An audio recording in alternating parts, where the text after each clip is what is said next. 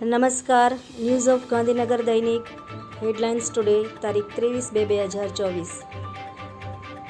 ગુજરાતના ગામડાઓએ વાવેલો છોડ વિશાળ વટવૃક્ષ બન્યો. મોદીના રામ રાજ્યમાં દલિતો પછાતે નોકરી નથી મળતી. રાહુલ. ભારત અને ગ્રીસ શસ્ત્રોના સંયુક્ત ઉત્પાદન માટે સંમત.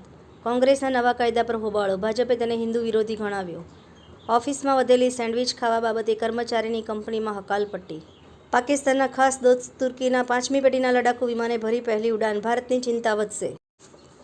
તંત્રીલેખ. બંધારણના બુનિયાદી સિદ્ધાંતો વિરુદ્ધની માંગ જરૂરી છે. ખૂબ જ સુંદર વાંચવા જેવી ગઝલો. સપના વિજાપુરા. સંત રાજિંદરસિંહજી મહારાજનો ગોવામાં પહેલા દિવસનો કાર્યક્રમ ઉત્સાહવર્ધક રહ્યો. ઋગ્વેદ અનુસાર ખેતરમાં ઉગતા અનાજમાં કોનો કેટલો ભાગ. વાયબ્રન્ટ વિદ્યાલય થરાદ ખાતે વિશ્વકર્મા જન્મજયંતિ ઉજવણી કરવામાં આવી. ગાંધીનગર ઉત્તર વિધાનસભાની 128 ટીમ અને 2350થી વધુ ખેલાડીઓ વચ્ચે ખેલાઈ રહ્યો છે ક્રિકેટનો જંગ. એનોજી સાહિત્ય સરિતા ગ્રુપ વિષય માવતર મહોત્સવ ઉપર સાહિત્ય સર્જકોની ખૂબ જ સુંદર રચના. આદિવાસી વિસ્તારનું નામ ગુંજતું કરતી કપરાડાની સબરી છાત્રાલય છેલ્લા 30 વર્ષમાં 3500 દીકરીઓ મફત શિક્ષણ મેળવી સફળતાના શિખરે પહોંચી.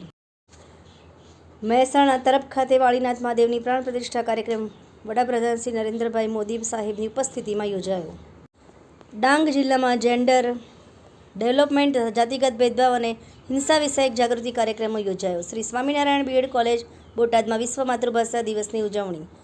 ચાણસ્માના પીપળ ગામે આવેલા બાળોજ માતાજીના મંદિરે ત્રિદિવસીય સપ્તકુંડાત્મક નવચંડી મહાયજ્ઞ તેમજ રજત જયંતિ મહોત્સવનું આયોજન કરાયું.